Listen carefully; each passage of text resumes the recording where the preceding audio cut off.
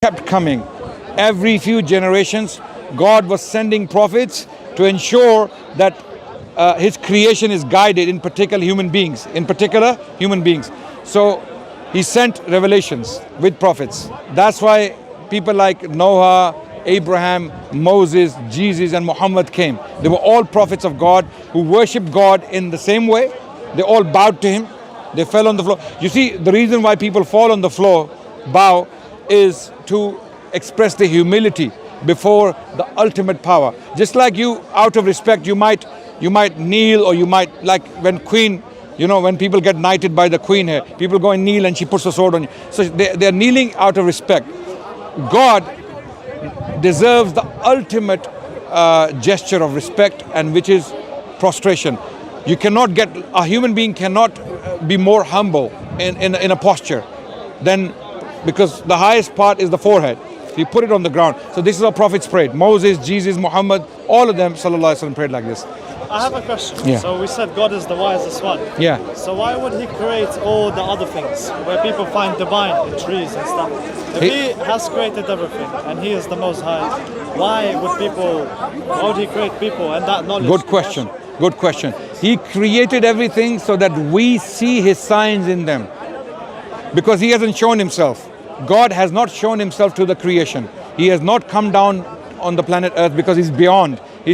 We believe He's transcendental. He's above. He cannot be part of His creation. Okay? So He has created us, and then He has given us signs. So many signs that we cannot possibly miss Him. We cannot miss Him. When we think about how the trees work, how the sun and the moon and our solar system works, how powerful, how sophisticated, how finely tuned everything is. Okay, for example, if you move the sun from its constant, we will cease to exist. We will die. So there is mathematics, there is intelligence. So God has created all of this so that we look at it, say, He alone deserves to be worshipped. Subhanaka. Quran tells us this. Subhanaka. Ma khalaqta hadha batila. That you have not created this in vain. So this answer, or the answer to your question, is in the Quran. That God tells us that when we look at the creation, we would say naturally that glory be to the one who created all of this. You have not created this in vain. Or everything points to one. Everything points to one, and that's the Creator. So we are lost. We as human beings, because we live in this planet, we have rivers, we have jets, we have buildings, we have swimming pools, we have football, we have snooker, we have pubs, we have clubs, we have beaches. So we are lost. We think, which God? Who God? What God? Okay? But the reality doesn't go away. Just because we are ignorant and negligent, the reality does not go away. Your mother doesn't go away. Whether you pay attention to her, whether you respect her, whether you love her or not, she is still there. Right? She deserves your attention. Likewise, your God who has created you deserves your attention more than your mother and your father does, because He's the one who gave you those. So the ultimate thing for a human being to do is, the best thing in his life is to acknowledge, which you do, and accept.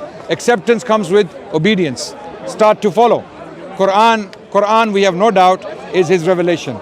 There is no doubt the Quran came from Allah, the Creator.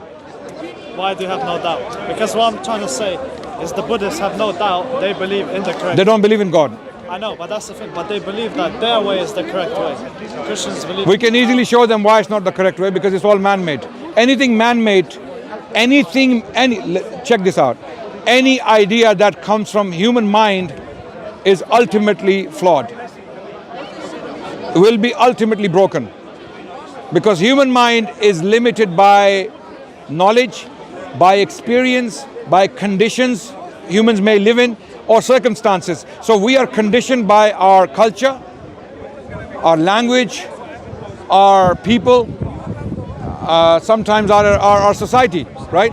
That's an interesting point. Yeah. Because when you look at the trees, you look at the rivers that God made, that comes from your mind as well, which could also be corrupted. No. Which could be false. Because this we know doesn't come from your corrupted thoughts, because this is confirmed by the revelation. One of our scholars, he said, God sent two types of revelations, and they both complement each other. One is the creation. It's a revelation.